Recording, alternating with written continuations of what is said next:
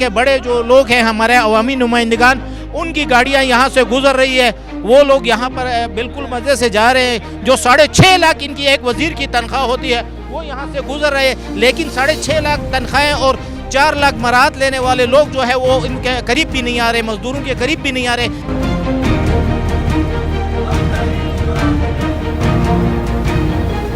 السلام علیکم ناظرین، ڈیلی K2 سے میں ہوں منظر شگری۔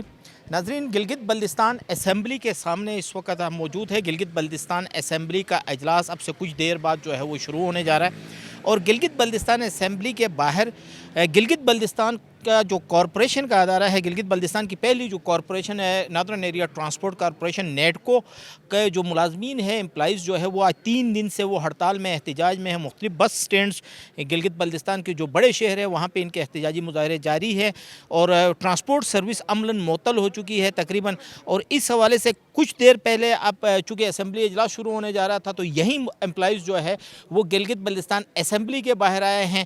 وہ ایوان اقتدار میں بیٹھے ہوئے لوگوں سے دریافت کرنا چاہتے ہیں کہ ان کے مطالبات جو 3 مہینے سے تنخواہیں نہیں دی گئی ہے، ان کو DRA جو ہے ان کا 35% جو پچھلے ایک عرصے سے بنا آ رہا ہے وہ ان کو نہیں مل رہا ہے۔ اور اس حوالے سے یہ بھی بتاتے چلے کہ چونکہ کابینہ کا اجلاس ہوا، وہاں پہ اس ایشو کے حوالے سے کسی ہمارے دوست صحافی نے سوال کیا تو انہوں نے کہا کہ یہ چونکہ بورڈ آف ڈائریکٹرز کا ایشو ہے، بورڈ کا ایشو ہے، وہاں پہ یہ چیزیں ڈسکس ہوں گے۔ اب جب ہم بات کرتے ہیں انہی امپلائیز سے، وہی یونین امپلائیز کے جو رہنما ہے، لیڈر ہیں، انہی سے ہم بات کرنے کی کوشش کریں گے کہ بنیادی ایشو کیا ہے، کہاں تک یہ پہنچا ہے۔ ہمارے ساتھ ہے فضل الہی صاحب، نیٹکو امپلائیز کو ہمیشہ لیڈ کرتے رہے ہیں، ان کے معاملات کو دیکھتے رہے۔ فضل الہی صاحب، کیا سمجھتے ہیں، کیا ایشوز ہیں، کیا معاملات ہیں اس وقت، کس وجہ سے یہ ٹرانسپورٹ سسپینڈ ہے؟ کون آپ کے کوئی حکام، جیسے آپ نے پچھلے دنوں ایک نوٹس بھی آپ نے سرو کیا تھا، ان کو دے بھی دیا تھا MD نیٹکو کو، آج ان کی ایک سٹیٹمنٹ آئی، ہم تو تنخواہ دے رہے ہیں، یہ لے نہیں رہے ہیں۔ آپ کو تنخواہ دی گئی ہے؟ نہیں دی گئی سر، سراسر غلط بیانی پہ کام کر رہا ہے MD صاحب، اس کو مناسب نہیں ہے اس وقت اس طرح کی سٹیٹمنٹ تھے۔ اس کو تو چاہے تھے آ کے کھڑا ہوگا ہمارے ساتھ مسائل کے حل کی طرف، بلکہ وہ مسائل کو الجھا کے غلط بیانی کر رہا ہے میڈیا کو، دوسرے لوگوں کو۔ ابھی مین ہمارا ایشو جو ہے سر، ہم مجبوراً ادھر آئے دھرنے میں۔ پچھلے 3 مہینے سے ہمیں تنخواہ نہیں ہے، DRA ہمیں نہیں ہے، 35% ہمیں نہیں ملا ہے، اور اس کے بعد ہمارے کنٹریکٹ امپلائی ہے، BOD سے منظوری ہے، پھر بھی ان کی نوٹیفیکیشن نہیں ہو رہے۔ اس کے بعد ہمارا CPF فنڈ ہے، ہر ملازم سے 5,000 روپے کاٹتے ہیں، 8,000 ہم سے کاٹتے ہیں، لیکن آگے ادارے میں نہیں بیچتے، جس کی وجہ سے ہر ملازم کی پنشن میں 8 سے 10 لاکھ کا نقصان آ رہا ہے۔ یہ آپ کو بات سمجھنا چاہیے، تو انہوں نے ڈائریکٹ ہی ایک جرم کیا۔ اس کے بعد سر، جب تک اس ادارے کو قانونی طور پر، آئینی طور پر کوئی آئینی تحفظ نہیں دیں گے، یہ بحران چلتا رہے گا۔ اس کا حل یہ ہے۔ فضل الہی صاحب، یہ بتائیں کہ جو امپلائیز کے رولز ہیں نیٹکو کے، وہ کیوں نہیں بن رہے ہیں؟ کیا وجہ ہے؟ اس کے پیچھے کیا ریزنز ہیں؟ سر، آپ نے بہت خوبصورت بات کی منظر شگری صاحب، اللہ آپ کو عزت دے۔ اس کی ریزنس ہے کچھ پرائیویٹ لوگ بھی رکاوٹ ہے، کچھ مافیاز بھی رکاوٹ ہے۔ اگر یہ ادارہ مستحکم ہو، ملازم مستحکم ہو، تو ان کی دال کا پانی نہیں گلتی ہے۔ وہ چاہیے رہے گی نیٹکو کی شکل نہیں دیکھنا چاہتے۔ اصل ریزن جو ہے میں کھل کے بتاؤں، ابھی اس وقت ہمیں جو ضرورت ہے فی الفور ہمارے اس ادارے کو آئینی تحفظ دے۔ دوسرے ہڑتال کا حوالے سے میں آپ کو علم ملاؤں، اس وقت گلگت بلتستان، پنڈی، اسلام آباد کے تمام دفاتر بند ہیں، اور گندم سپلائی پیسنجر سروس معطل ہے۔ چائنا پاکستان کے درمیان جو سروس چل رہی ہے وہ بھی معطل ہے۔ ناظرین، آپ سن رہے تھے کہ جو ٹرانسپورٹ ہے وہ بند ہے، گندم کی سپلائی بند ہے، پاکستان چائنا کے درمیان ان کی سروس بند ہے۔ ہمارے ساتھ اس وقت تاج صاحب بیٹھے ہوئے ہیں، نیٹکو کے امپلائیز ہیں۔ ان کا ایک کریکٹر بڑا ہٹ ہو گیا تھا پچھلے 2 دن پہلے جب ہڑتال ہوئی، احتجاج ہوا۔ سچویشن، بچہ تھا جس کو اسکول سے 3 مہینے کی فیس نہ ملنے کی وجہ سے نکالا گیا تھا۔ تو پھر ہم یہ کہہ سکتے ہیں کہ اس طرح جیسے بچوں کو اسکول سے نکالا جا رہا ہے، ملازمین کو تنخواہیں نہیں مل رہی، گھروں میں فاقے پڑے ہوئے، تو نیٹکو دیوالیہ ہو گیا؟ سر، آپ سب سے پہلے آپ کی بہت شکریہ۔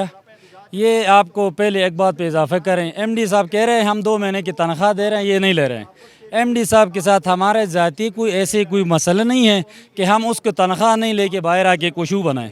وہ ہم پے سلبیں آپ کو دکھا سکتے ہیں، ہمارے پاس ہیں، موجود ہیں۔ باقی دیوالیہ نہیں ہوا، دیوالیہ کرنے کے لیے پروگرام کر رہے ہیں۔ وہ ہمارا ادارے پہ بیٹھ کے ایک MD ہے، 3 سال سے رہا ہے، اس کی کوئی 3 سال پہ ریٹ ہے، اس پہ کوئی 2 مہینے ہیں۔ وہ کہہ رہے ہیں کہ بھائی 2 مہینے بعد میں جا رہا ہوں۔ ہم نے کہا سر آپ یہاں 20 سال اور رہو، آپ کی سیٹ اور آپ کی MD کی پوسٹ کے ساتھ ہمارا کوئی لینے دینے واسطہ ہی نہیں ہے۔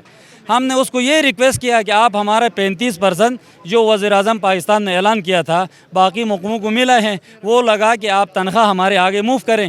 2 مہینہ یہ تیسرا جا رہا ہے سر, تیسرا مہینہ ہمارا جاری ہے, تنخواہ کچھ نہیں ملا ہے. اور دوسری بات صاحب نے یہ بھی کہا کہ بھائی آپ لوگ اس طرح کریں کہ یہ 5 کروڑ کا ایک ایشو دے دیا. تو ہم نے اس کو یہ کہا 5 کروڑ کو ایشو پہ جہاں جس جگہ پہ جانا ہے ہم ملازم جا کے وہاں ریکویسٹ بھی کریں گے, وہاں ان کو ہم جا کے محنت جو کرنا ہے وہ بھی کریں گے, لہٰذا آپ ہمارا 1 مہینے کی تنخواہ دیا جائے. اس نے کہا کہ نہیں میں نہیں دے سکتا ہوں.